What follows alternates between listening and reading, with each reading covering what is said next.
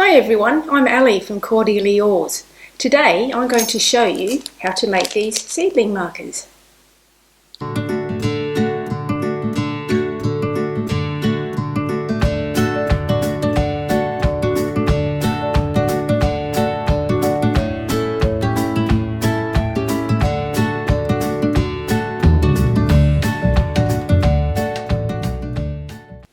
Don't you just love the versatility of polymer clay? In today's tutorial, I'm going to show you how to use my vegetable garden canes to make seedling markers. Making these is a lot of fun. They make ideal little gifts, and the other thing is you get to use up some of your scrap clay along the way. Okay, so let's get started. Okay, so before we start, to complete the project, these are the things you'll need. Your canes, available in store, bamboo chopsticks, a rigid blade, a craft knife, some extruded circles. These are from my extruder. They're about 1.5 millimeters. But if you don't have an extruder, that's okay, you can do them by hand. Some grey clay. This is rolled on number 4 on my pasta machine. And also some white clay, and this is rolled on number 2 on my machine. An important thing to note is when you buy your chopsticks, first of all make sure they're bamboo so that they don't rot in the soil, and secondly make sure they've got this tiny little shoulder just below the rectangular point, because it gives the clay something to tuck under to make sure that when the clay is cured that they don't pop off the end. You'll also need your pasta machine. You'll need to slice your canes, and it's a nice luxury if you have a fancy clay slicer like mine, but you can also cut your slices manually with a rigid clay blade. Slice at about 1/2 millimeter, or just a little bit over.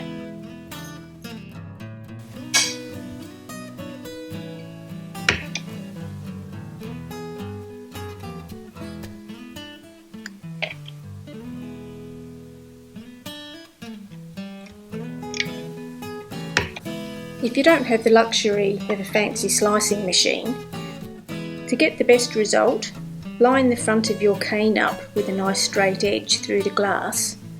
Get your nice rigid blade, line everything up nicely, just check either side that you're nice and square, and then nice and slowly just slice down, and you'll get a slice that's very similar to the ones that you've just cut.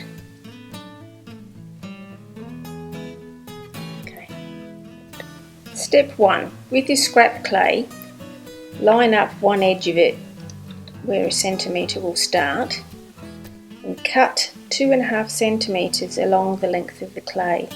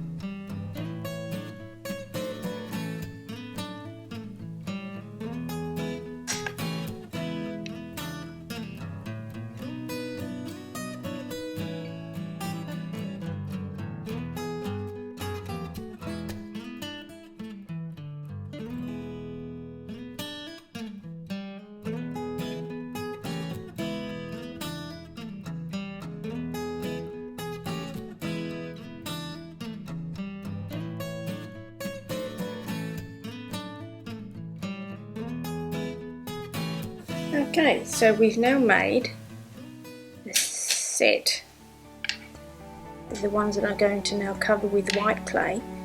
I think the main objective here is to be as consistent as possible, because what you've got underneath in terms of the length and the coverage will count towards what's going on the outside, and make them all in one hit. You'll find that it's more time economical.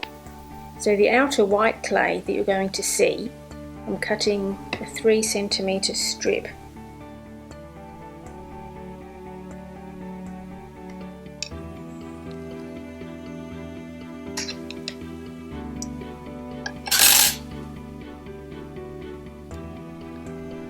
Now, using what you've prepared, place the end of the chopstick so that you've got about the width of what is there spare at the front,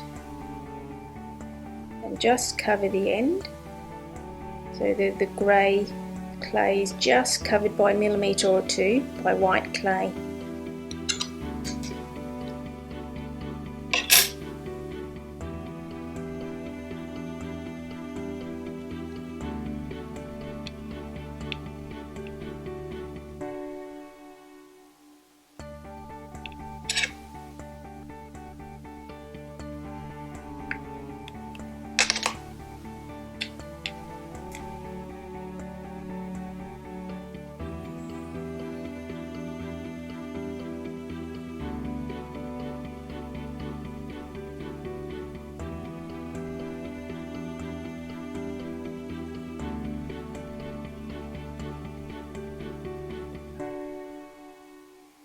So just now pull the clay down so that it naturally covers the scrap clay underneath so you don't see it, and just push the clay down quite tightly, quite firmly to the bamboo chopstick, and at the top just squeeze the top so that all the air comes out, so that the ends meet nicely at the top. Any little gaps, just repair them along the way. And just aim to get the shape that you'd like yours to look like from the outside, because you can have them going out and being a bit pointy, or you could probably squash them in a bit. So you aim to have the look that you want. So when they're looking something like this, you'll need to just tidy up the tips a little bit, so you've got a nice little angled chamfer on the top. So it just sort of gives it a bit more of a professional look.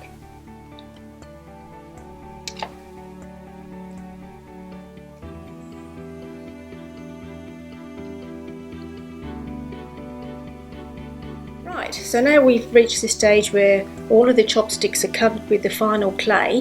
The chamfer's all on the top and they all pretty much look the same.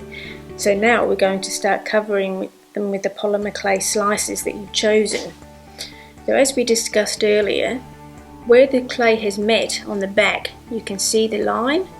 You could work at that and get it really smooth if you wanted to, but because we're covering it, as long as the top part is pretty much smoothed out and so is the bottom, don't worry too much about that.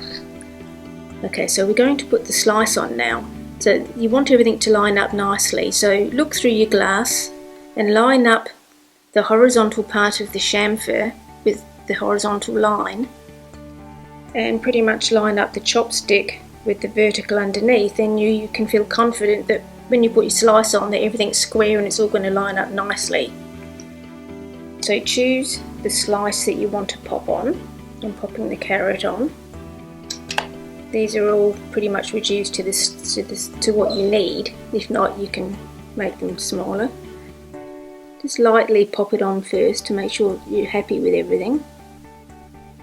Right, so now nice and steadily just place the cane slice on and just lightly pat it on.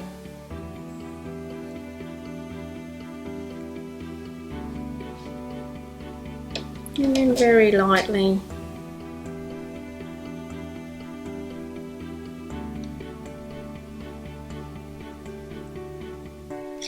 might want to use a little roller or something that you can just get in the light and just gently make sure that none of the little edges are sticking up, that everything's nice and flat. from every angle.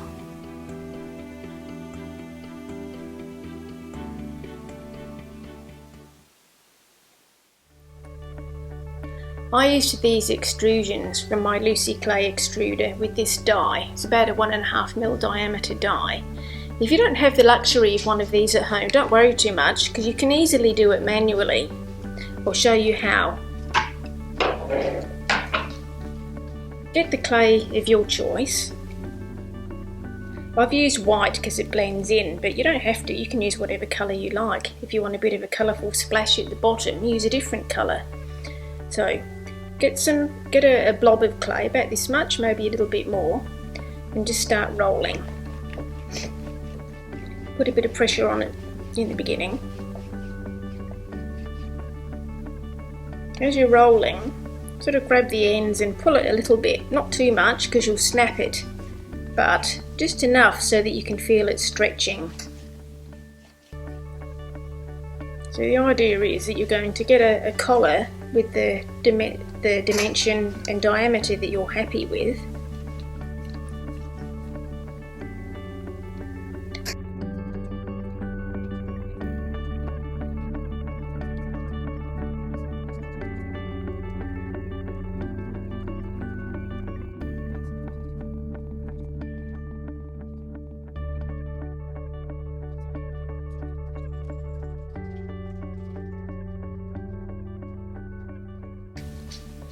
And already you have a really nice stretch now that is pretty much the same all the way along. So now you can use this. This will probably do 8 or 10 of what you need to do. Any wobbly patches, just put a bit more work into them. And there you have it. So it is reasonably the same diameter all the way along. Okay, so we're nearly there. What we're aiming to do now is finish these little guys off really nicely, give some attention to the bottom of the clay, and then when we've levelled off the bottom, we're going to use some extruded strips to just put a little collar on them at the bottom to meet nicely around the back, and then they're done. Hold the blade in one hand and roll the stick in the other. It's nice and slowly and smoothly, so that when you get to the other end, you cut off a nice amount.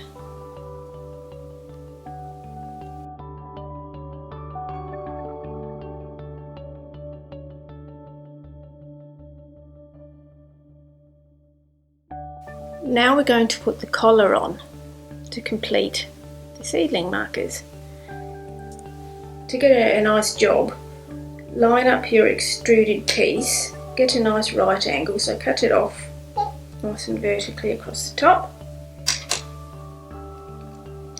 Start so that your join is at the back, so it's less visual. If you don't get it perfectly lined up, it won't really matter. Hold it with your thumb, depending on whether you're right or left-handed. I'm right-handed, so I'll hold it close to the bottom so it's touching. Roll it around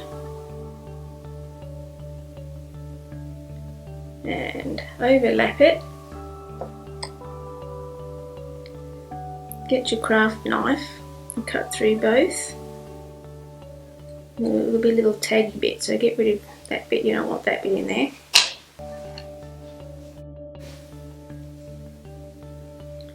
So now this will nicely line up with its other end, and just smooth it as best you can so that you minimally are seeing the join without stretching the clay too much. Try and get it level with your eyes.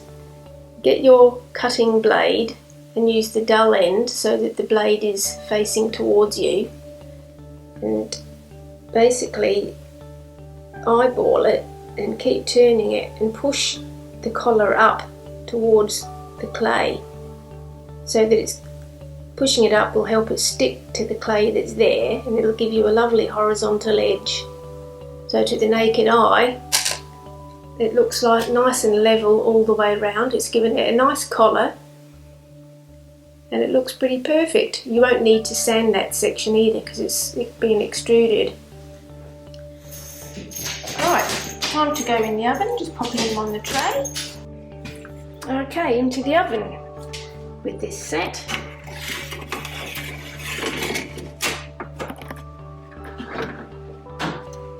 And we'll cure these for about 30-35 minutes at between 110 and 130 degrees. I'll use Fimo, but whatever your clay is, you will follow the manufacturer's instructions.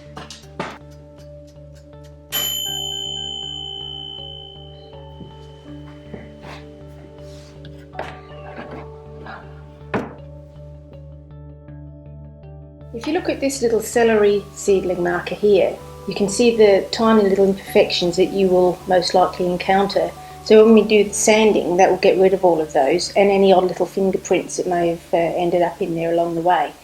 So I'm using my 280 grit first. This is the coarse one of the two.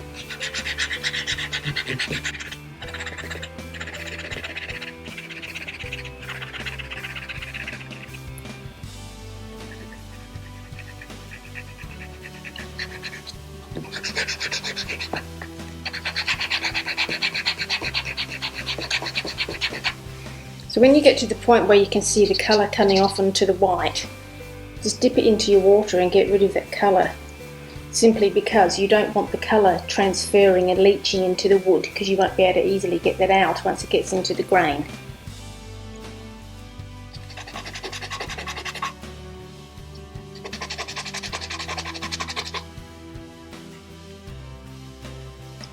Now most of the deeper little scratches have gone, it's time to move on to less coarse grit sandpaper. So now I'm using the number 400, particularly on the image itself.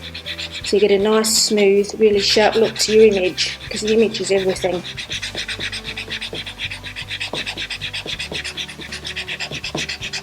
So here we are with the little celery marker that we started a few minutes ago. This is after I finished the 400 grit, and you can see all those little divots and scratch and yucky marks are all down there. They've all gone, and you're now left with a lovely little marker that's got clarity and it's very arty and cute. Your new seedling markers are attractive, functional, arty and durable, all rolled into one, and they'll make a really lovely gift for the gardener in your life. To get your canes for this project, head on over to my Etsy shop where you can choose your own favourite veggies. I've made them to buy in 2 sizes. I've used the large ones today. So this brings us to the end of today's tutorial. I hope you've enjoyed it and hopefully picked up some new skills along the way. Thanks for watching and see you next time. Bye!